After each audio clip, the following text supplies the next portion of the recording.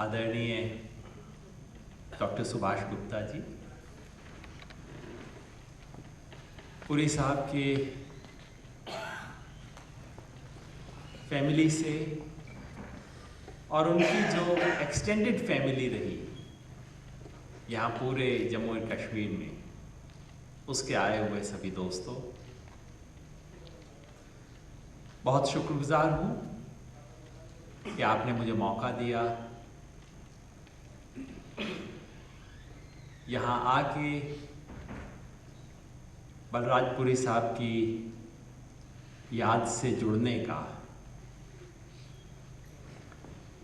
शुक्रगुजार हूँ कि आपने मेरा इतना खूबसूरत इंट्रोडक्शन दिया जिसके मैं काबिल नहीं था।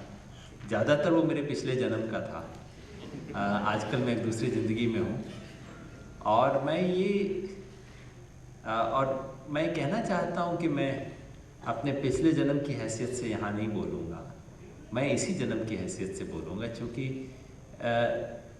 पॉलिटिक्स में होना और समझदारी रखना ये दो अलग बातें नहीं होनी चाहिए।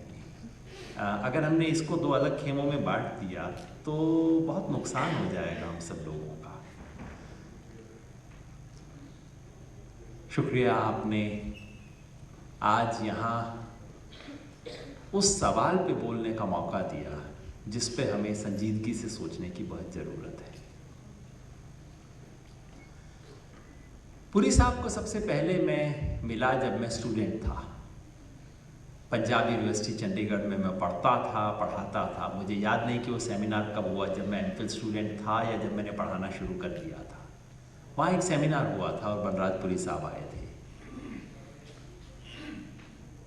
उस वक्त पॉलिटिकल साइंस के सेमिनार में पॉलिटिशियन को बतौर पॉलिटिशियन बुलाना बहुत सामान्य बात थी, बुला लिया जाता था और उनसे सीखा जाता था। पुरी साहब आए थे,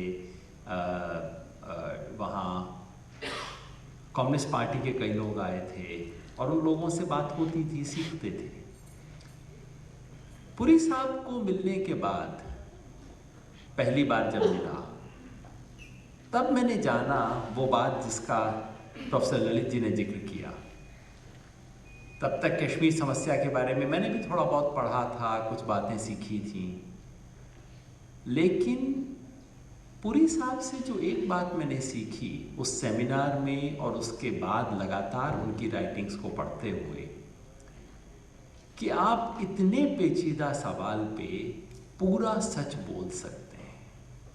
और आज हमारी जो मुल्क की जो प्रॉब्लम है वो ये कि हमने सच को छोटे छोटे टुकड़ों में बांट लिया है और हमने ये भी बांट लिया है कि सच का ये वाला टुकड़ा मैं बोलूँगा, सच का वो वाला टुकड़ा तुम बोलोगे, और कुछ एक टुकड़ा है जिसको कोई नहीं बोलेगा। पिछले महीने डेढ़ महीने से यहाँ जो हो रहा है उसके बारे में मैं देखता हूँ, कभी कभी इस बात पे परेशान होता हूँ कि जो लोग बातें कहते हैं बिना पढ़े आप बता सकते हैं कि वो हिंदू हैं या मुसलमान हैं। कभी कभी ऐसा नहीं भी होता, लेकिन जब ऐसा नहीं भी होता, जब मैं अपने सिविल राइट्स ह्यूमन राइट्स के दोस्तों को पढ़ता हूँ, तब भी मुझे लगता है कि पूरा सच बोलने से इतना परहेज क्यों, सच के टुकड़ों में क्यों बोलने की जरूरत है। पुरी साहब से ये बार बार सीखा कि जम्मू कश्मीर के मसाइल पे सिर्फ हिंदू के एंगल से या सिर्फ मुसलमान के एंगल से देखने की ज़रूरत नहीं है। ये देखा कि ये रिलीजन का नहीं, रीजन का मामला है। वहाँ भी आपको सिर्फ जम्मू के लिहाज से या सिर्फ कश्मीर की तरफ से देखने की ज़रूरत नहीं है। बलराजपुरी की आवाज़ कम से कम जम्मू कश्मीर के बाहर रहने वाले हम जैसे तमाम लोगों के लिए वो एक आवाज़ थी जो आपको जम्मू कश्मीर की प्रॉब्लम को हर एंगल से एक मुकम्मल तरीके से देखने में मदद देती थी। और उनसे सिर्फ जम्मू कश्मीर के सवाल पे ही नहीं, मैंने ये भी सीखा कि दुनिया के किसी भी सवाल पे सोचना हो तो सच को टुकड़ों में बांट के देखने की ज़रूरत नहीं है। जब हम सच के सारे टुकड़ों को जोड़ने की कोशिश करते हैं, और ये आसान काम नहीं है, ये पॉलिटिकली करेक्ट भी नहीं है। कई बार आपको ऐसी चीज़ें कहनी पड़ती हैं जो कहते हुए आपके दोस्तों को तकलीफ होती है, सुनते हुए आपको भी बुरा लगता है, लेकिन वो पूरी बात कह सकने की हिम्मत बेहद ज़रूरी है। ये बात उनसे मैंने सीखी। यहाँ आके ख़ास तौर पे इसलिए भी अच्छा लग रहा है कि पुरी साहब का और मेरा रिलीजन भी एक ही था, हमारी कास्ट भी एक ही थी, हमारा गोत्र भी एक ही था। वो रिलीजन जिसे आपने कहा इंसानियत का रिलीजन, लेकिन वो बहुत लोगों का कॉमन होता है। कास्ट जो लोग अपने आप को प्रोग्रेसिव बोलते हैं इस मुल्क में, मैं भी उसी कास्ट का था, वो भी बहुत लोग होंगे। लेकिन जैसा एलोरा ने कहा, मेरा और उनका गोत्र भी मिलता था। वो सोशलिस्ट जो जेपी लोहिया को मानने वाले लोग और जयप्रकाश लोहिया, नरेंद्र देव, इन लोगों से सीख के अपनी समझ बनाने वाला जो छोटा सा गोत्र जो इस देश में अब लगभग खत्म हो गया है, मैं भी उसी गोत्र से आता हूँ। और इसलिए जब पुरी साहब से मिलने का मौका मिला, उसके बाद भी कई बार, पिछली बार तो नहीं, उससे पिछली बार जब जम्मू आया तब उनसे घंटा 2 घंटा बैठ के बात करने का भी मौका मिला था, घर में समझने का मौका मिला। और जो एक चीज़ हमें याद रखनी चाहिए वो ये कि यहाँ वैसे कई यूनिवर्सिटी के हमारे दोस्त बैठे हैं, पुराने मेरे दोस्त कई बैठे हुए हैं यहाँ।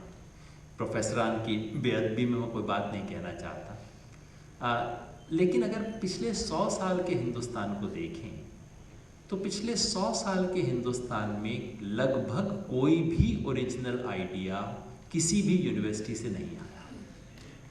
हिंदुस्तान में ये कोई खुशी की बात नहीं है, शायद अफसोस की बात भी हो सकती है, मैं नहीं जानता कि अच्छी है या बुरी है, लेकिन ये हकीकत है। पिछले 100 साल का लगभग कोई भी ओरिजिनल आइडिया हिंदुस्तान की किसी भी यूनिवर्सिटी में पैदा नहीं हुआ। ओरिजिनल आइडियाज हमेशा उन लोगों ने पैदा किए जिन्होंने ज़मीन पे काम किया, जिन्हें आपने एक्टिविस्ट कहते हैं, कभी पॉलिटिशियन कह देते हैं, कभी सोशल रिफॉर्मर कह देते हैं, हम उन्हें सोशल एक्टिविस्ट कह देते हैं, पब्लिक एक्टिविस्ट कह देते हैं, अलग अलग नाम हैं इनके। लेकिन हमारे मुल्क में और हमारे और यूरोप की ट्रेडिशन में ये सबसे बड़ा फ़र्क है। यूरोप के जितने भी बड़े थिंकर्स हैं, लगभग सारे थिंकर यूनिवर्सिटी के प्रोफेसर वगैरह हुआ करते थे, कहीं ना कहीं यूनिवर्सिटी में एजुकेशन में पढ़ाना उनका काम होता था, लगभग सारे लोग। हमारे लगभग सारे ओरिजिनल थिंकर्स वो हैं जो एक्शन में इन्वॉल्व थे। और पुरी साहब के साथ ये मैंने देखा, और ये बहुत बड़ी लेगेसी है, ये इंस्टीट्यूशन उसका गवाह है, कि जो लोग दुनिया बदलने के स्ट्रगल में शामिल होते हैं वो लोग नए आइडियाज़ भी इन्वेंट करते हैं। और ये उनकी चीज़ है जो हमें बचा के रखनी चाहिए। हम हिंदुस्तानियों की एक बुरी आदत है, हम लोगों को बहुत ज़्यादा याद करते हैं और बहुत जल्दी भूल जाते हैं। याद क्या करते हैं? उनकी ज़िंदगी के किस्से, कितने अच्छे इंसान थे, वो मेरे को मिले थे, उस टाइम उन्होंने ऐसा कहा था, बड़ा अच्छा हम याद करते हैं। और हम बोलने में विश्वास करते हैं। हिंदुस्तानी बड़ी ओरल कल्चर है, पता नहीं क्यों। पढ़े लिखे लोग भी, उनको आप ईमेल 5 बार भेज दो और वो नहीं आते फंक्शन पे, आप पूछोगे आए क्यों नहीं, बात तो हुई थी, वो जी आपका फ़ोन नहीं आया था। 5 बार ईमेल पे कम्युनिकेशन हो गया है, लेकिन जब तक फ़ोन पे बात ना करो तब तक लगता है कि बात नहीं हुई। ये हमारी दिक्कत है कि हम लोगों को याद करते हैं, सिर्फ ज़ुबानी याद करते हैं। बलराज पुरी जी के बारे में मैं एक अर्ज करना चाहता हूँ। यहाँ उनके दोस्त बैठे हैं, उनके शुभचिंतक बैठे हैं, ऐसे तमाम लोग बैठे हैं जिन्होंने उनसे सीखा। हमें यूरोपियन लोगों से एक आधी चीज़ सीख लेनी चाहिए, वो ये कि यूरोप वाले बाकी चीज़ों में अच्छे नहीं हैं, सोशल रिलेशंस में तो बहुत ही माड़े हैं, लेकिन वो लिखे हुए शब्द को बचा के रखने में बहुत उस्ताद है। या आपने यूरोप के बारे में हमेशा देखा होगा, यूरोप के किसी भी म्यूज़ियम में आप जाओ, उनके पास दिखाने को बहुत कुछ नहीं होता। जिसको वो नदी बताते हैं वो हमारे छोटे से नाले के बराबर होती है, जिसको वो बहुत बड़ा किला बना के पेश करते हैं हमारे छोटे से किले से बड़ा नहीं होता, लेकिन उन्हें दिखाने का अंदाज बहुत अच्छा आता है। उनके पास जो थिंकिंग है शायद इतनी महान नहीं है, लेकिन उस थिंकिंग को प्रिजर्व करना बहुत अच्छे से जानते हैं। तो मैं बलराज पुरी साहब के तमाम दोस्तों से सिर्फ इतनी गुजारिश करूँगा कि इस शख्स ने बहुत लिखा, बहुत सिस्टमेटिक लिखा। आज नई जनरेशन के लिए उसे प्रिजर्व करना और उसको पास ऑन करना, ये हमारी जिम्मेवारी है। और पास ऑन करने का मतलब सिर्फ ये नहीं कि उन किताबों को इकट्ठा कर लिया जाए, उस पे एनोटेशंस देना, किस कॉन्टेक्स्ट में क्या चीज़ लिखी गई थी, उसका क्या इम्पैक्ट हुआ। ये सब चीज़ करने से हॉब्स बना, लॉक बना, इसलिए नहीं कि उन्होंने उस वक्त बहुत बड़ी चीज़ें लिख दी थी। उस कल्चर ने उनके विचारों को प्रिजर्व करके रिप्रेजेंट किया नई जनरेशन के पास। ये करने की बहुत बड़ी जिम्मेवारी है, मुझे उम्मीद है आप सब लोग काम करेंगे। अब मैं अपने सवाल पे आता हूँ। ये मैंने विषय आज का जो चुना भारतीय राष्ट्रवाद का, इसलिए चुना कि पिछले साल भर से इस देश में इस पे चर्चा है। इसलिए भी चुना कि मैं जम्मू कश्मीर में आके बोल रहा हूँ। हालांकि मैं जम्मू कश्मीर के सवाल पे बहुत ज़्यादा बोलूँगा नहीं, मैं कोई बहुत एक्सपर्ट नहीं हूँ, मैं तो खुद सीखता हूँ। यहाँ रेखा जी बैठी हैं, हमारे दोस्त खजूरिया साहब बैठे हैं, मैं इन सबसे पूछता रहता हूँ, सीखता रहता हूँ। और मेरे पास कुछ खास कहने को इस सवाल पे नहीं है, लेकिन कोई सवाल जवाब होंगे मैं अपनी बात कह देता हूँ। और इसलिए भी बोल रहा हूँ कि ये वो सवाल था जिस पे पुरी साहब ने खुद बहुत सोचा था, लिखा था, समझा था। पिछले साल इस देश में राष्ट्रवाद को लेके बड़ी बहस हुई। अचानक जेएनयू का कुछ मसला हुआ और उसके बाद सारे देश में राष्ट्रवाद के ऊपर जम के बहस हुई। दो खेमे बन गए। एक खेमे को जेएनयू से जोड़ दिया गया, प्रोग्रेसिव लोगों का, लेफ्ट लोगों का, रेडिकल, मार्क्सिस्ट, ये सब चीज़ें एक साथ जुड़ जाती हैं लोगों के मन में। JNU, left, progressive, radical, Marxist, English बोलने वाले लोग, बड़े बड़े सेमिनार में जाने वाले लोग, ये सब एक उसमें जुड़ जाता है। दूसरी तरफ संघ परिवार था, आरएसएस, हिंदुत्व। पिछले साल इस देश के अंदर जम के बहस हुई राष्ट्रवाद को लेके। मुझे उस बहस को देख के बहुत कोफ्त हुई। वैसे मैंने भी जेएनयू में थोड़ी सी पढ़ाई की है, लेकिन जैसे जन्म का संयोग हमें नहीं बांधता कि आप हिंदू हो या मुसलमान हो, जम्मू में पैदा हुए हो, कश्मीर में पैदा हुए हो, इससे आपकी निगाह पे फ़र्क नहीं पड़ना चाहिए। इस तरह से आपने अपनी एमए की डिग्री कहाँ से ली, इस पे आपको निगाह पे फ़र्क नहीं पड़ना चाहिए कि आप दुनिया को कैसे देखते हैं। इस बहस को देख के मुझे बहुत कोफ्त होती थी,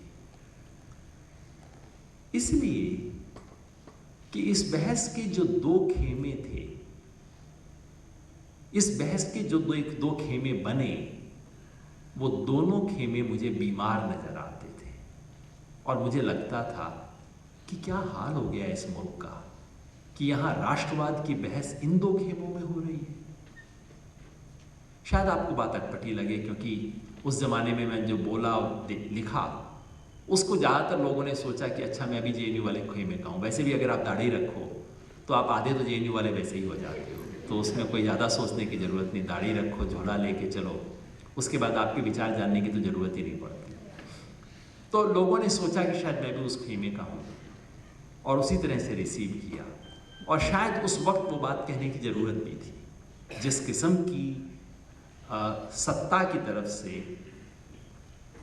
एक किस्म की गुंडागर्दी हो रही थी राष्ट्रवाद के नाम पे, उस वक्त उसके खिलाफ खड़ा होना बेहद ज़रूरी था। लेकिन एक इंटेलेक्चुअल डिस्कशन के नाते, ये देखते हुए कि राष्ट्रवाद पे क्या हमारी पोजीशन होनी चाहिए, मुझे वो पूरी बहस बहुत खोखली नज़र आई। क्यों खोखली नज़र आई? उसके दो कैंप थे। पहला कैंप था जो कहता था कि भारतवर्ष क्या है, एक सांस्कृतिक इकाई है। बीजेपी वाले कहते थे कि एक सांस्कृतिक इकाई है, ऐतिहासिक इकाई है, जिसके प्रति हमें वफादार होना चाहिए। वफादार क्यों होना चाहिए? जिसके प्रति हमें गर्व करना चाहिए। गर्व क्यों होना चाहिए?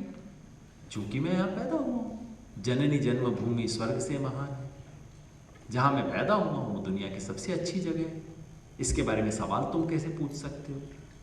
कभी कभी मेरे जैसा गलतफहमी से पूछ लेता था, गलती हो जाती है ना, पूछ लेता था भैया क्या एप्लीकेशन दे के पैदा हुए थे क्या? लेकिन जाहिर है बात सुनने का वक्त नहीं होता लोगों को। तो एक खास तरह का राष्ट्रवाद देश में उभर रहा था जो कहता था कि हम राष्ट्रभक्त हैं। राष्ट्रभक्त हैं क्यों? क्योंकि जहां मैंने जन्म लिया है ये जगह दुनिया की सबसे अच्छी जगह है, इसकी महान संस्कृति है, इसकी महान परंपरा है, हमें इसमें गर्व लेना चाहिए। और जो लोग इस देश में पैदा होने के बावजूद इसकी महान सांस्कृतिक परंपरा में गर्व नहीं कर सकते, वो गद्दार हैं, वो देशद्रोही हैं, उन्हें इस देश में रहने का हक नहीं। एक ही खेमा कहता था।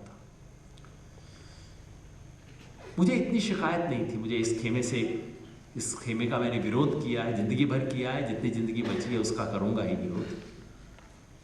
लेकिन इनकी बात मैं समझता हूं, मुझे इससे इतनी शिकायत नहीं थी। ये तो बात पुरानी 50 साल से कह रहे हैं।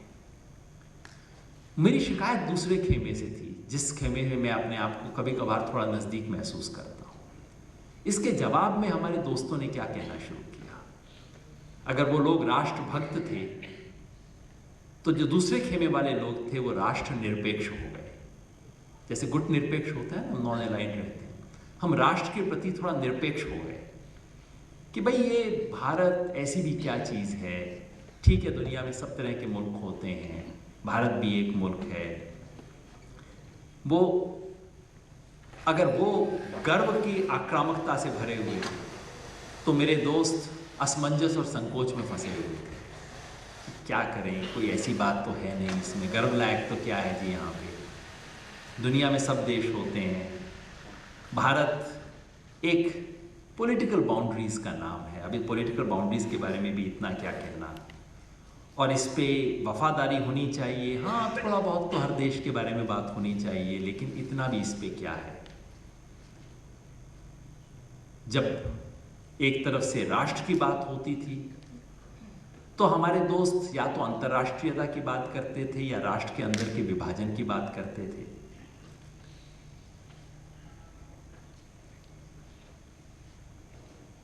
पूछते थे कि गर्व का आधार क्या है।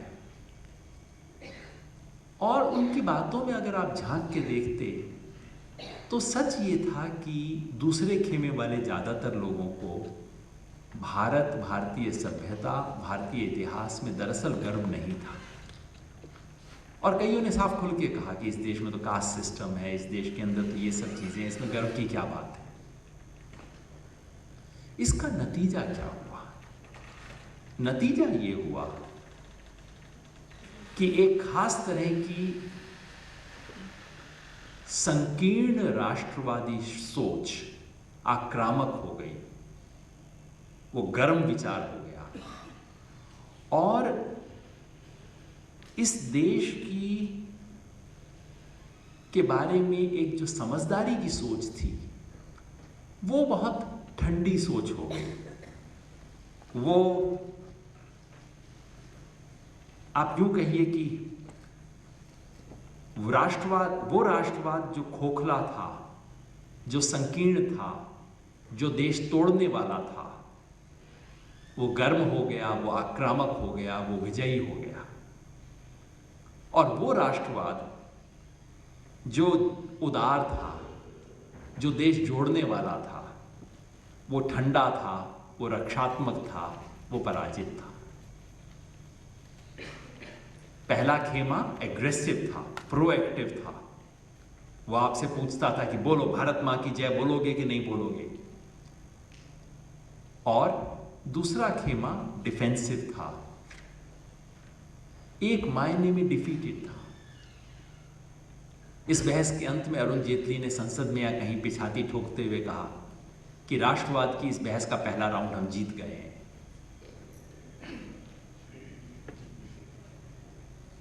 मुझे बात अच्छी तो नहीं लगी, लेकिन ये बात सच थी।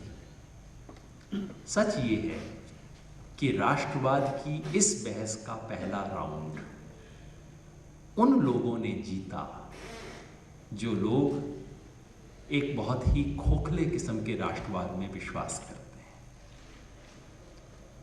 ट्रेजेडी इस सारी डिबेट की ये नहीं थी कि बीजेपी आरएसएस वाले बहस के इस राउंड को जीत रहे थे। सबसे बड़ी ट्रेजेडी ये थी कि इस पूरी बहस में हिंदुस्तान की फ्रीडम स्ट्रगल का जो राष्ट्रवाद था वो एब्सेंट था। इस देश की जो सबसे गहरी परंपरा थी राष्ट्रवाद की, उसकी भाषा बोलने वाला एक व्यक्ति इस पूरी डिबेट में नहीं था। इस डिबेट के दोनों पक्ष जो थे ये उधारी थे। बीजेपी आरएसएस वालों का राष्ट्रवाद बिल्कुल प्योर उधार का माल है, इंपोर्टेड माल है, बिल्कुल शुरू से बहुत ही घटिया इंपोर्टेड माल है, चाइनीज माल जैसे आते हैं ना वैसा, उनका पहले दिन से इंपोर्टेड माल है। और उसका विरोध करने वाला भी इंपोर्टेड माल था। इस देश के राष्ट्रवाद के ऊपर बहस हो रही थी और उसके दोनों तंबू जो थे वो इंपोर्टेड थे। अजीब आपको बात लगेगी, 1 मिनट में खुलासा कर देता हूं। ये जो विचार है कि किसी देश में एक भाषा, एक भूषा, एक संस्कृति, एक विचार, समरसता, एक रूपता, ये सारा विचार हिंदुस्तानी मिट्टी का नहीं है। ये विचार सीधे सीधे जर्मनी से उधार लिया हुआ है। और इस विचार के विचारक इस बात को कहते भी, अपनी किताबों में मान भी लेते हैं। ये जो विचार है कि एक राष्ट्र में एक भाषा होनी चाहिए, एक सभ्यता, एक संस्कृति, एक ही धर्म, ये हिंदुस्तान का विचार है ही नहीं। ये जर्मनी का विचार है, ये यूरोप का विचार है। यूरोप वाले विचारों की दिक्कत ये थी कि उनको विविधता से डील करना आता नहीं था। 500 साल की यूरोप की हिस्ट्री ये है कि उन्होंने अपने समाज की विविधता को स्वीकार करने की बजाय उस विविधता के आधार पर लाइनें बनाई हैं और काटा है। पहले स्पेन से मुसलमानों को निकालने का सिलसिला जो शुरू हुआ 500 साल पहले, उसके बाद से, और सेकेंड वर्ल्ड वॉर के बाद भी यूरोप के हर देश ने अपनी अपनी माइनॉरिटीज़ को निकालने का काम किया। ये जो आज आके हमारे को लेक्चर देते हैं माइनॉरिटीज़ को कैसे ट्रीट करना चाहिए, पूरे उस यूरोप की हिस्ट्री है कि उन्हें माइनॉरिटीज़ को ट्रीट करना नहीं आता। Diversity is one thing Europe does not know how to live with. और ये जो सारा विचार, जो यूरोप के नेशनलिज्म का विचार था, यूरोप के राष्ट्रवाद का विचार ये था कि आप किसी तरह से कल्चरल बाउंड्री और पॉलिटिकल बाउंड्रीज को मैच कर दो। जहां एक लैंग्वेज बोलने वाले लोग हों वहां एक कंट्री बन जाए। ये तो हो नहीं सकता था। जिसको जर्मनी कहते थे उसमें फ्रेंच बोलने वाले लोग थे, उसमें इटालियन बोलने वाले लोग थे। तो फिर मार मार के इन लोगों ने जर्मनी में रहने वाले लोगों को जर्मन बनाया। पूरे यूरोप की हिस्ट्री बहुत ही वॉयलेंट हिस्ट्री है। और ये जो यूरोप का नेशनलिज्म का विचार था, ये उस बीमार सभ्यता का विचार है जो कि डाइवर्सिटी से डील नहीं कर पा रही थी और कहती थी कि जहाँ जहाँ जितने कल्चरल डिफरेंसेस हैं उसके हिसाब से उतने ही पॉलिटिकल बाउंड्रीज बना दो। अगर वो होता तो हिंदुस्तान के कम से कम 30 देश तो बनने चाहिए। अगर आप थोड़ा और तरीके से करने लगते तो हिंदुस्तान के 50 मुल्क तो बन जाते इस हिसाब से। तो ये जो आरएसएस का पूरा, आरएसएस और संघ परिवार का जो हिंदू राष्ट्र की अवधारणा है, ये सीधे सीधे जर्मनी से ली गई है। इनको मैं कई बार कहता हूँ, कोई हो तो बुरा ना मानिएगा, लेकिन मैं बात कह जरूर दूंगा। कई बार मेरे आरएसएस के दोस्त मिलते हैं, बड़ी अच्छी बात होती है। मैं कहता हूँ दोस्त तुम्हारे विचार बहुत अच्छे हैं, तुम गलत मुल्क में पैदा हो गए हो, तुम वहाँ रहो, वहाँ रहने के इस देश की मिट्टी कुछ ऐसी है कि यहाँ तुम्हारा पौधा चल नहीं सकता। 2-4 टाइम इलेक्शन जीत लोगे, नफरत पे खून की सूझ के तुम कुछ कर लोगे, लेकिन इस देश की मिट्टी बनी नहीं है तुम्हारी चीज़ों के लिए। दूसरी तरफ ये जो एक अंतर्राष्ट्रीयता का विचार है, कॉस्मोपॉलिटनिज्म हिंदुस्तान में जो आजकल चलता है, ये भी प्योर उधारी का माल है। हिंदुस्तान में जो लोग हमारे कपड़े छोड़ देते हैं, साहब के कपड़े पहनना शुरू कर देते हैं, हमारी भाषाएं भूल जाते हैं, अंग्रेजी बोलना शुरू कर देते हैं, अपनी सभ्यता संस्कृति से इतना कट जाते हैं कि वो उसके बारे में कुछ जानते नहीं हैं। वो बेचारे अपने आप को इंटरनेशनलिस्ट डिक्लेयर कर देते हैं, है ना। ये इंटरनेशनलिज्म भी बिल्कुल बिल्कुल खोखला है ना। अगर ये इंटरनेशनलिज्म है तो भगवान बचाए ऐसे इंटरनेशनलिज्म से पूरी दुनिया को। तो ये जो डीरेसिनेटेड इंटेलेक्चुअल्स हैं, जिनका हमारी सभ्यता संस्कृति से ताल्लुक नहीं है, जो इस देश को नहीं समझते, जो घर से नहीं समझते, जिन्हें दरअसल इस देश में रहने पे कुछ थोड़ी सी शर्म ही आती है कि पता नहीं कहाँ पैदा हो गए, वो अपने आप को कॉस्मोपॉलिटन बताते हैं, अपने आप को प्रोग्रेसिव बताते हैं, अपने आप को पता नहीं दुनिया की किस किस चीज़ों से जोड़ के बताते हैं, और अपने आप को उदार बताते हैं। मैं बार बार कहता हूँ भाई, उदार नहीं, ये तो उधार है टोटल। तो ये जो दोनों खेमे थे, ये दोनों जो इस देश में राष्ट्रवाद की बहस में जो दो कैंप बने, ये दोनों कैंप यूरोप से पैदा हुई बीमारियों से आए हैं। दूसरे कैंप की बीमारी के बारे में और लंबा मैं बता सकता हूँ, कैसे एनलाइटनमेंट से ही एक अनईज शुरू हो गया था कंटिजेंसीज से, और उससे सभी चीज़ें पैदा हुई थी। खैर उसको भूल जाइए। दोनों तरफ ये दो बीमारियाँ थी, और इस दो बीमारियों में हम क्या भूल गए? हम जो भूल गए वो खांटी हिंदुस्तान की राष्ट्रवाद की परंपरा, जो गांधी का राष्ट्रवाद था, जो टैगोर ने अपने आप को राष्ट्रवादी नहीं बोला, लेकिन वो टैगोर से बड़ा बंगाली कोई नहीं हो सकता, और टैगोर से बड़ा इंटरनेशनलिस्ट कोई नहीं हो सकता। और वो इंटरनेशनलिस्ट इसलिए था क्योंकि वो बंगाली था सबसे पहले। वो गांधी जिससे बड़ा सेकुलर कोई नहीं हो सकता, लेकिन वो गांधी जो आखिरी सांस तक बोलता रहा मैं सनातनी हिंदू हूं, वो सबसे बड़ा सनातनी हिंदू था और सबसे बड़ा सेकुलर था। वो राष्ट्रवाद की परंपरा जो इस देश की सभ्यता, संस्कृति, इतिहास, उसकी एक एक चीज को समझने का प्रयास करती है, उसको समझ के उसमें गर्व लेती है, और इसलिए वो आगे बढ़ती है। हिंदुस्तान के राष्ट्रवाद में और वेस्ट से जो नेशनलिज्म आया, उसमें दो बुनियादी फर्क थे, और अनफॉर्चुनेटली हम उसको भूल गए हैं। फर्क क्या थे? हमारा राष्ट्रवाद तोड़ने वाला राष्ट्रवाद नहीं था, हमारा राष्ट्रवाद जोड़ने वाला राष्ट्रवाद है। भारत के राष्ट्रवाद ने क्या किया? भारत के राष्ट्रवाद ने देश भर के लोगों को ये सिखाया कि अपनी जाति, अपनी धर्म, अपनी स्थानीयता, उसके झगड़ों से ऊपर उठ के हम सब मिलके एक साथ खड़े हों। और हमारा राष्ट्रवाद दूसरों से बेहतर इसलिए नहीं था कि हम हिंदुस्तानी बहुत ही कोई यूनिक चीज़ हैं, कोई विशेष ऊपर वाले ने पैदा किए हैं, ऐसी कोई बात नहीं थी। सिर्फ ये था कि हमारा राष्ट्रवाद एंटी कॉलोनियल स्ट्रगल से पैदा हुआ था। इस एंटी कॉलोनियल स्ट्रगल की प्रिंसिपल्ड जो लड़ाई थी, उससे पैदा हुआ भारत का राष्ट्रवाद। मैं आज भी मानता हूँ कि 20th सेंचुरी की सबसे बड़ी चीज़ें जो हुई हैं, उसमें एक तो साउथ अफ्रीका का जो एंटी अपार्थाइड स्ट्रगल था, और भारत का फ्रीडम स्ट्रगल। ये 20वीं सदी की, और एक आदि आप लैटिन अमेरिका की एक दो स्ट्रगल्स को जोड़ सकते हो, 20वीं सदी की ह्यूमन हिस्ट्री की सबसे बड़ी अचीवमेंट्स में से एक है। और हमारी फ्रीडम स्ट्रगल की सबसे बड़ी उपलब्धियों में से ये थी कि हमारा फ्रीडम स्ट्रगल कभी भी रेसिस्ट नहीं था, कभी भी एंटी वाइट नहीं था। हमारे फ्रीडम स्ट्रगल ने वाइट लोगों को अपने साथ बैठाया। साउथ अफ्रीका का एंटी अपार्थाइड स्ट्रगल कभी भी एंटी वाइट नहीं था, उसने वाइट लोगों को अपने साथ बैठाया था। ये मानवीयता की स्ट्रगल की निशानियां थी। हमारे हिंदुस्तान का जो राष्ट्रवाद था, मैं कह रहा था कि दो मायने में बुनियादी रूप से फर्क था।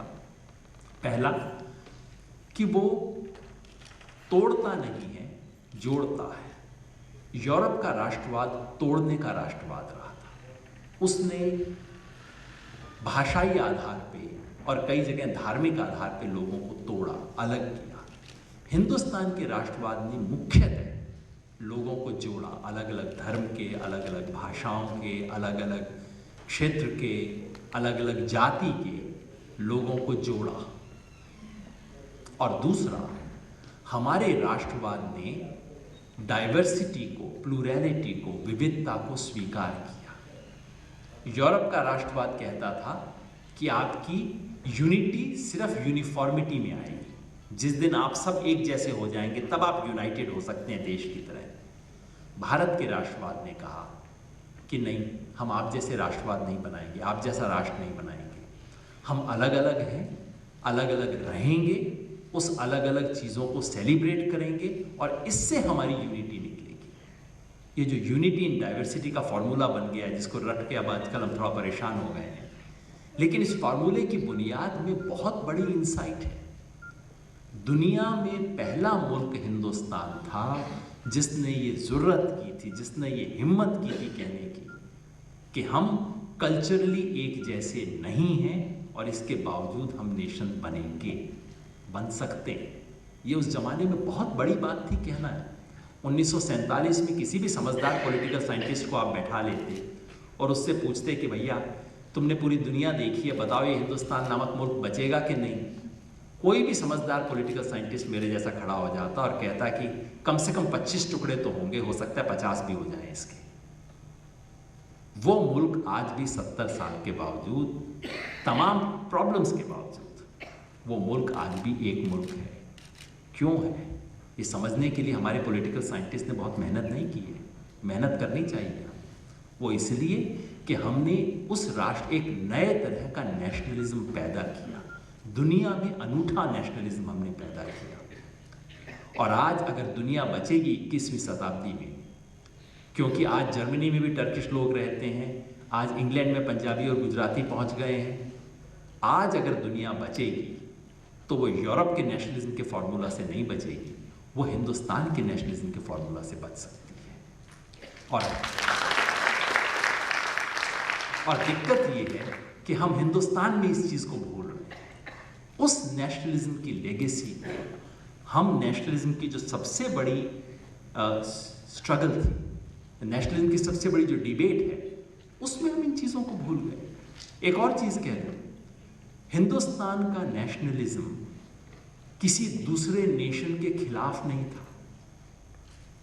हमारा नेशनलिज्म पैदा हुआ एंटी इंपीरियल स्ट्रगल से, और उस इनफैक्ट हिंदुस्तान की निगाह पूरी दुनिया की तरफ गई हमारी नेशनल स्ट्रगल की वजह से। हमारी फ्रीडम स्ट्रगल में नेहरू ने देखना शुरू किया कि अफ्रीका में क्या हो रहा है। यूरोप के नेशनलिज्म ने एक नेशन को दूसरे नेशन से लड़वाया, हमारे नेशनलिज्म ने हमें पूरी दुनिया से जोड़ा, अफ्रीका के दर्द से जोड़ा, इजराइल में फिलिस्तीनियों के दर्द से जोड़ा। महात्मा गांधी ने फिलिस्तीनियों के बारे में बहुत खूबसूरत बात कही थी। हमारी फ्रीडम स्ट्रगल ने हमें दुनिया भर के जो कॉलोनाइज लोग थे उनके दुख दर्द से जोड़ा। ये जो नेशनलिज्म है, इसमें हमेशा दो पक्ष रहते हैं, एक इसका तोड़क पक्ष है, एक इसका जोड़क पक्ष है। नेशनलिज्म या दुनिया की कोई भी आइडेंटिटी, चाहे वो जेंडर हो, कास्ट हो, क्लास हो, वो आपको कुछ लोगों से जोड़ती है, कुछ लोगों से तोड़ती है, हमेशा होगा। दुनिया भर में नेशनलिज्म में ये दो पोटेंशियल हमेशा रहते हैं, वो तोड़ भी सकता है, जोड़ भी सकता है। हिंदुस्तान की फ्रीडम स्ट्रगल ने नेशनलिज्म के जोड़ने वाले चेहरे को आगे किया, उसके तोड़ने वाले चेहरे को पीछे किया।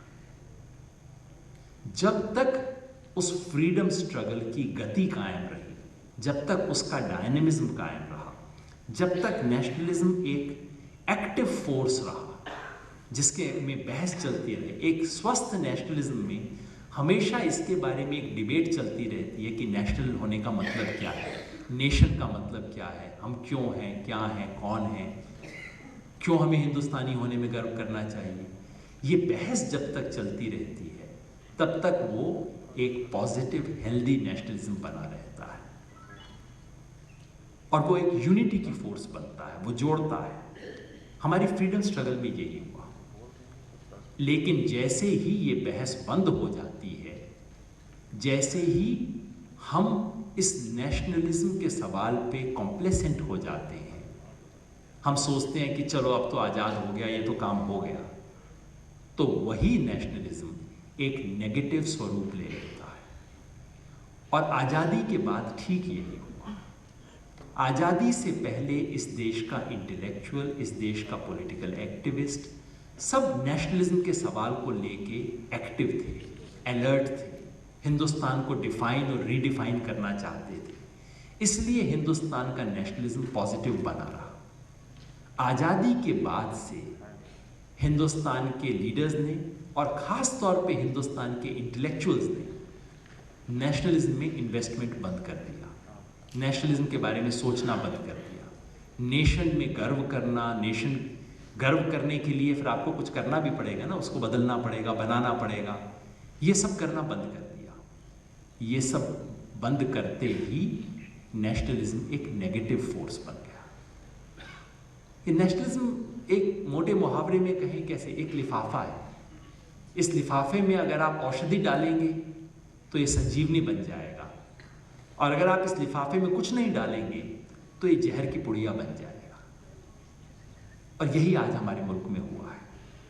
वो नेशनलिज्म जिसने इस देश के लिए सबसे बड़े और खूबसूरत काम किए, वो नेशनलिज्म आज कुछ लोगों के हाथ में जहर की पुड़िया बन गया है। और जैसे यूरोप में होता है, जब नेशनलिज्म जहर की पुड़िया बनता है, जब उसका नेगेटिव फेस सामने आता है, तो वो क्या करता है, एक तो अपने घर के बाहर पड़ोस में दुश्मन ढूंढता है, क्योंकि कुछ करने को चाहिए ना उसे, तो अपने पड़ोस में दुश्मन ढूंढता है और अपने घर में दुश्मन की तलाश करता है। ये सिर्फ भारत में पहली बार नहीं हुआ।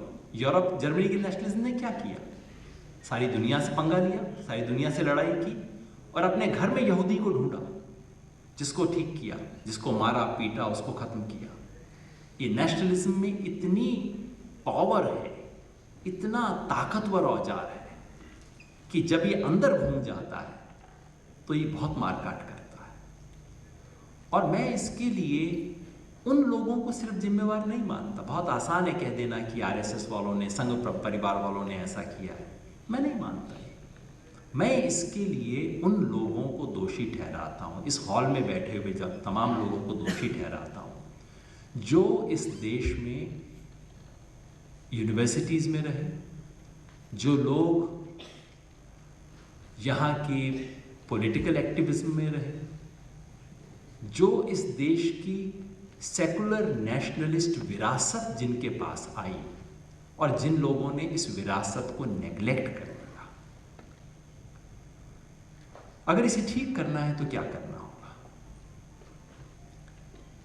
मैं 2-4 प्रपोजल्स देना चाहता हूं। बुनियादी बात ये, अगर हम आज भी पिछले साल डिबेट में हारने के बाद भी, और मान लीजिए कि हम हार रहे हैं उस डिबेट में, क्योंकि कोई किसी चीज़ को रिपेयर करने की शुरुआत तभी होती है जब हम मानते हैं कि कोई चीज़ खराब हो गई है।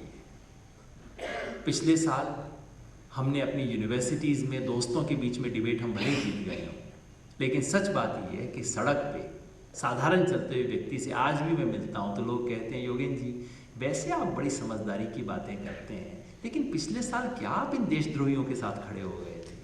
ये कोई काम की बात? ये एक नॉर्मल रिएक्शन है इस देश के सड़क पे रहते हुए। जो व्यक्ति टेलीविज़न देखता है उसके मन में ये बात आई है। आपको उसे रिकवर करना है, बहुत बड़ी चैलेंज है। ये जेएनयू का मामला नहीं है। जेएनयू के बारे में मेरे अपने विचार मैं कभी दे दूंगा, वहाँ की डिग्री लिए से उस विचारों का कोई ताल्लुक नहीं है। ये सवाल इस देश की राष्ट्रवाद की परंपरा को बचाने का है, और ये सवाल इस देश के फ्यूचर का सवाल है। ये राष्ट्रवाद की परंपरा अगर नहीं बचेगी तो हिंदुस्तान नहीं बचेगा। तो क्या कर सकते हैं? फ्यूचर ऑफ नेशनलिज्म से मेरा यही अर्थ है। पहली चीज़ जो हमें आपको समझनी होगी, बिल्कुल बुनियादी चीज़, कि हमें इस राष्ट्रवाद के विचार में इन्वेस्ट करना होगा। ये कोई हल्का विचार नहीं है। ये कोई आजकल हमारी यूनिवर्सिटी में कई दोस्तों को शौक हो गया है, पोस्ट नेशनलिस्ट हो गए हैं, राष्ट्रवाद वगैरह से आजकल हम ऊपर हो गए। मैं हाथ जोड़ के सबसे विनती करना चाहता हूँ, ये लग्जरी हम अफोर्ड नहीं कर सकते। ये काम अमेरिका की यूनिवर्सिटी में जाके कर लेना, यहाँ मत करो। ये काम बहुत ज़्यादा जरूरी, यहाँ ज़्यादा जरूरी काम कर रहे हैं। ये छोटे मोटे इंटेलेक्चुअल लग्जरी वहाँ छोड़ा होना। हमें इस देश के नेशनलिज्म में इन्वेस्ट करना है। कैसे करें? हमें ये पूछना है कि क्या इस देश में सचमुच कुछ गर्व करने लायक है? ध्यान से पूछना है, ईमानदारी से पूछना है और उस विचार को देश और दुनिया के सामने पेश करना है। मैं छोटा सा एक उत्तर दे देता हूं जो मेरे मन का उत्तर है। मुझे भारतीय होने में गर्व है और ये बात मैं मन से कहता हूं, अंदर से मुझे गर्व है भारतीय होने में। क्यों गर्व है? 3 विचार हैं इस दुनिया के जो कि इस दुनिया के फ्यूचर को बचाएंगे और वो तीनों विचार भारत में पैदा हुए हैं। पहला, डेमोक्रेसी। डेमोक्रेसी, मैं ये नहीं कह रहा कि वो लिच्छवी गणराज्य में, गणतंत्र में पैदा हुई थी, वो सब बेकार की बातें कहने की। वो जरूर ग्रीस में उसके विचार के ओरिजिन रहे होंगे, 300 साल पहले यूरोप में शुरू हुआ होगा, लेकिन डेमोक्रेसी के आइडिया को समझा जाता था कि ये तो संपन्न अमीर लोगों की लग्जरी है जो वो अफोर्ड कर सकते हैं। गरीब अनपढ़ मुल्क डेमोक्रेटिक हो सकते हैं, ये दुनिया में किसी को यकीन नहीं था। भारत दुनिया का पहला देश था जिसने दिखाया कि गरीबी में, अनपढ़ता में आप एक वाइब्रेंट डेमोक्रेसी क्रिएट कर सकते हैं और गरीब डेमोक्रेसी के अंदर पार्टिसिपेट कर सकते हैं। भारत ने डेमोक्रेसी के आइडिया को डेमोक्रेटाइज किया, इसलिए मुझे गर्व है भारतीय होने में। दूसरा जो मैंने अभी कहा, डाइवर्सिटी। एक नेशन स्टेट में आप डाइवर्सिटी रख सकते हैं, इससे पहले कल्पना नहीं थी। यूरोप वाले तो सोच के हैरान थे कैसे हिंदुस्तान एक मुल्क बन के रह सकता, हो ही नहीं सकता।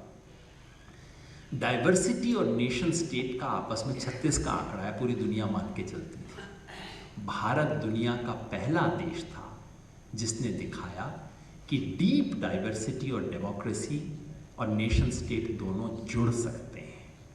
दिक्कत रही, कई दिक्कत है, हम जरूर चर्चा करेंगे, लेकिन भारत ने दिखाया और सारी दुनिया को उस रास्ते पे चलना पड़ेगा, मुझे इसका गर्व है। और तीसरा, डेवलपमेंट। ना तो हमने डेवलपमेंट किया है, ना हमने पॉवर्टी खत्म की है इस मुल्क में, लेकिन एक विचार था कि डेवलपमेंट को आप अंतिम व्यक्ति के आंसू पहुंचने से मेजर करेंगे। ये विचार आज भी हकीकत नहीं बना है, कहीं पे भी हिंदुस्तान में नहीं बना है, लेकिन ये विचार और अंतिम व्यक्ति के अगर आंसू पहुंचने हैं तो आपको मॉडर्न डेवलपमेंट के विचार से आगे जाना होगा, उससे इतर सोचना होगा। ये बात भारत में पैदा हुई, मुझे इस चीज का गर्व है। अब आप कह सकते हैं कि ये तो बीजेपी वालों से बहुत अलग विचार है, वो तो होना ही है, पर भारतीय होने में आपको क्यों गर्व है, इसका हर 25-30 साल बाद आपको नया उत्तर बनाना पड़ेगा। अगर आप हर जनरेशन में इस सवाल का नया जवाब नहीं निकालेंगे, आप ये लड़ाई हार जाएंगे और वो इस देश की प्राणवायु, इस देश की औषधि, इस देश की संजीवनी जहर की पुड़िया बन जाएगी। ये सबसे बड़ी हमारी चुनौती है, आज हमें इसे बचाना है।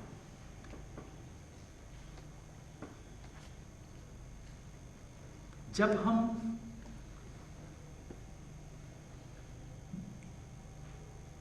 कहते हैं कि हम नेशनलिज्म में इन्वेस्ट करें, हमें एक भारतीय होने में क्यों गर्व है, इस बात को रखें। और अगर हम भारत के राष्ट्रवाद की परंपरा से जोड़ के इसे रखते हैं तो अब आप देख सकते हैं कि ये गर्व ऐसा नहीं है जो मुझे पाकिस्तान से लड़ाए। भारतीय राष्ट्रवाद की ये परिभाषा हमें लड़ने के लिए आमंत्रित नहीं करती, हमें अपने आप सुधरने के लिए आमंत्रित करती है। राष्ट्रवाद की ये परिभाषा मुझे ये कहने पे आमंत्रित करती है कि ये अगर राष्ट्रवाद है तो जरूरी नहीं कि हिंदुस्तान की बाउंड्री में पैदा हुए लोग ही सिर्फ दुनिया के सबसे अच्छे लोग हैं। अगर कोई कहता है कि नेल्सन मंडेला ने इन चीज़ों को ज़्यादा अच्छा व्यवहार किया, मैं नेल्सन मंडेला को सैल्यूट करूंगा, मैं फैज़ अहमद फैज़ को सैल्यूट करूंगा, मैं इन सबको सैल्यूट करूंगा। हिंदुस्तानी होने में गर्व होते हुए, ये हमारी नेशनलिज्म की ट्रेडिशन है, ये हमारी नेशनलिज्म की स्ट्रेंथ है। ये गांधी ने किया, ये टैगोर ने किया, ये नेहरू ने किया, ये लोहिया ने किया। अगर हम आज इसको नहीं बचा के रख सकते तो हम खत्म हो जाएंगे। एक आखिरी बात और कहूँगा, ये सब बड़ी आदर्श की बातें हैं, ऊंची बातें हैं, एब्स्ट्रैक्ट बातें हैं। राष्ट्रवाद की बहस में हमेशा आपको कुछ कसौटियां बनानी होगी। राष्ट्रवादी कौन है, राष्ट्र विरोधी कौन है? सवाल यही था ना कि तुम देशभक्त हो कि देशद्रोही हो, मुझे साफ बता दो। आपके पास कोई परिभाषा नहीं थी। आप उस लड़ाई में गए और आपको देशद्रोही करार दे दिया गया। जरा ध्यान से सोचिए, अगर दोबारा हम देखें तो क्या होनी चाहिए राष्ट्रवादी और देशभक्त होने की और देशद्रोही होने की परिभाषा? पहली सिंपल परिभाषा ये है, मैं 4 कसौटियां आपको बताता हूं देशभक्त होने की क्या कसौटियां होनी चाहिए। पहली कसौटी ये कि सच्चा देशभक्त वो जो इस देश में रहने वाले हर इंसान के दर्द को महसूस करे, उसे अपना दर्द माने, वो कसौटी होनी चाहिए ना। इस देश में बहुत बड़ा सूखा पड़ा, शायद इधर नहीं पड़ा था, पिछले साल सूखा पड़ा। सारी टेलीविजन चैनल के ऊपर दुनिया की तमाम चीज़ों के डिस्कशन हो रहे थे, सूखे का डिस्कशन नहीं हो रहा था। मेरे लिए सच्चा देशभक्त वो है जो सूखे का सामना कर रहे किसान के साथ उसकी दुख दर्द की घड़ी में खड़ा हो रहा है, उसकी दुख तकलीफ को दूर करने की कोशिश कर रहा है, वो देशभक्त है। और जो ऐसे मौके पे बड़ी बड़ी कुर्सियों पे बैठ के कुछ भी नहीं कर रहा, वो देशद्रोही है। कश्मीर के मामले पे कई बार लोग बात कहते हैं, कश्मीर भारत का अभिन्न अंग है। मैं बहुत दिन तक सोचता रहा कि इस चीज़ का क्या जवाब दूं। आजकल मेरा जवाब होता है क्या ये अच्छी चीज़ है, मैं इससे सहमत हूँ। मैं भी चाहता हूँ कि मैं कह सकूँ कि कश्मीर भारत का अभिन्न अंग है। लेकिन कोई चीज़ आपका अभिन्न अंग होती है, जैसे मेरी उंगली मेरा अभिन्न अंग है, इसमें आप छोटी सी ऑलपिन भी लगा दें तो मैं एकदम यूँ करूँगा, क्योंकि वो मेरे शरीर का अभिन्न अंग है। ये कैसा अभिन्न अंग है कि उस पर गोलियाँ चल रही हैं, पैलेट्स चल रही है, और आप हंसते मुस्कुराते हुए बैठे हुए हो। मेरे लिए राष्ट्रवाद की ये कसौटी है कि इस देश के किसी इंसान को अगर कोई दुख दर्द हो रहा है, आपको अंदर से उसका दुख और दर्द महसूस होना चाहिए। देशभक्त होने की पहली कसौटी ये है। दूसरी कसौटी, देश के अंदर अगर कोई तोड़ने की कोशिश करे, उसको आप रोकने बचाने की कोशिश करते हैं या नहीं?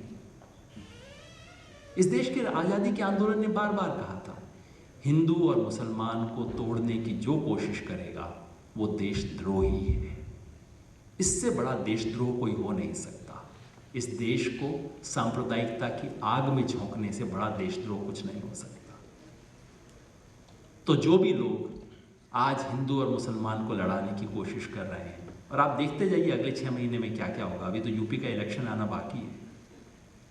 खुल्लम खुल्ला आज यूपी में सांप्रदायिक दंगे भड़काने की कोशिश हो रही है।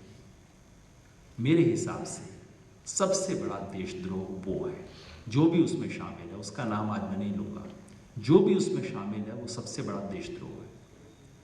सिर्फ हिंदू मुसलमान का नहीं, 6 महीना पहले हरियाणा में हिंदू हिंदू के दंगे हुए, जाट गैर जाट के सवाल पे पूरा हरियाणा बट गया। इस देश के प्रधानमंत्री ने एक शब्द नहीं बोला उसके बारे में। ये देश प्रेम है? आपके लोग एक दूसरे को मार रहे हैं, एक दूसरे से घृणा पैदा हो रही है, एक दूसरे के जानी दुश्मन बन रहे हैं, सड़कों पे दंगे हो रहे हैं। आप इस देश की सबसे बड़ी कुर्सी पे बैठे हो और चुप बैठे हो। मेरे विचार से दूसरी कसौटी ये होनी चाहिए कि देश को तोड़ने और जोड़ने के सवाल पे आप कहाँ खड़े हैं। तीसरी कसौटी राष्ट्रवाद की ये है कि आप देश में जितने भी भाषण दो, जब आप बाहर जाते हो, जब आप WTO में जाते हो, जब आप ऐसी जगह जाते हो जहाँ बड़े मुल्कों की दादागिरी के सामने आपको खड़ा होना पड़े, तो क्या आप में हिम्मत है उनके सामने खड़े होने की? हमारे देश की मंत्री WTO की मीटिंग से आती हैं और कहती है मैंने कोशिश तो बहुत की पर कुछ चली नहीं। खुद कहती है, मंत्री कहती है इस देश के आने के बाद और घर आने के बाद मेरे को नेशनलिज्म के लेक्चर पिलाती है।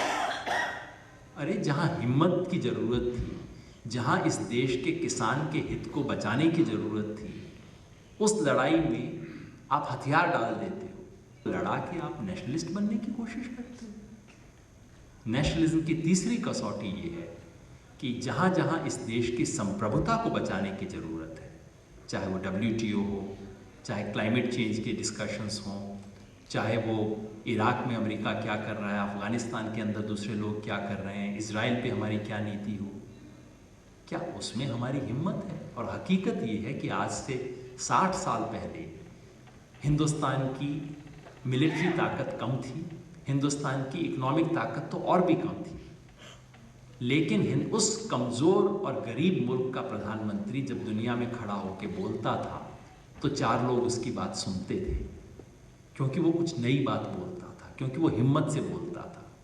आज हमारे पास पैसा भी ज़्यादा है, टैंक भी ज़्यादा हैं, एटम बम भी हो गए हैं, लेकिन जो हमारा प्रधानमंत्री बोलता है वो एक पिद्दी मुल्क की नकलची भाषा बोलता है। ये मेरे लिए तीसरी कसौटी है कि क्या आप दुनिया में सर उठा के ईमानदारी से और सच्चाई की बात बोलने की हिम्मत रखते हो, दुनिया के गरीब लोगों के लिए अपने मुल्क के इंटरेस्ट को डिफेंड कर सकते हो। और चौथी सवाल है कि क्या आप दुनिया में भारत की प्रतिष्ठा को बचा सकते हो। ये याद रखिए कि दुनिया में भारत की प्रतिष्ठा इस चीज़ से नहीं बनती है कि आपका प्रधानमंत्री जाए और NRI 10,000 NRI को इकट्ठा करके भारत माता की जय करवा देगा। इस तरह के खेल से आप खुश हो जाओ, इससे दुनिया पे कोई असर नहीं पड़ता। दुनिया में भारत की प्रतिष्ठा तब बनती है अगर जब मार्टिन लूथर किंग कहता है कि मैंने महात्मा गांधी से सीखा है, जब नेल्सन मंडेला कहता है मैं इंडिया से सीखना चाहता हूं, तब आपके मुल्क का कद ऊंचा होता है। क्या आपके नेता ऐसा कुछ करते हैं जिससे हमारे मुल्क को हम दुनिया के मॉडल की तरह पेश कर सकें?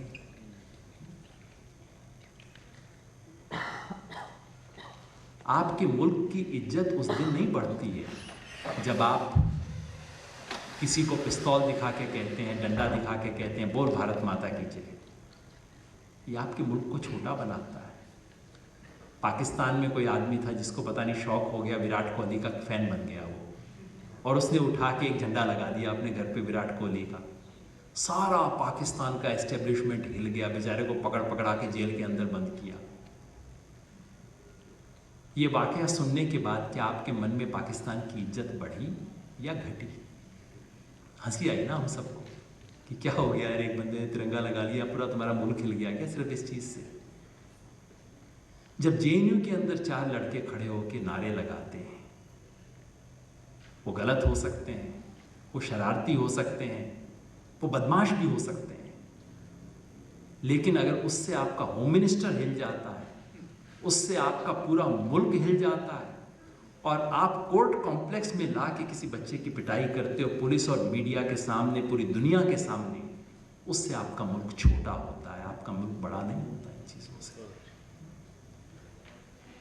हमें राष्ट्रवाद की कसौटियां बनानी होंगी। हमें पूछना होगा, पिछले साल हमसे पूछा जा रहा था तुम राष्ट्रवादी हो कि राष्ट्रद्रोही हो। मैं चाहता हूं कि इस डिबेट का जब अगला राउंड हो तो मैं और आप पूछें तुम देश प्रेमी हो कि देशद्रोही हो, और इन सवालों पे पूछें, इन कसौटियों पे पूछें। लेकिन वो हम तभी कर पाएंगे अगर हम इस देश में इन्वेस्ट करना शुरू करें।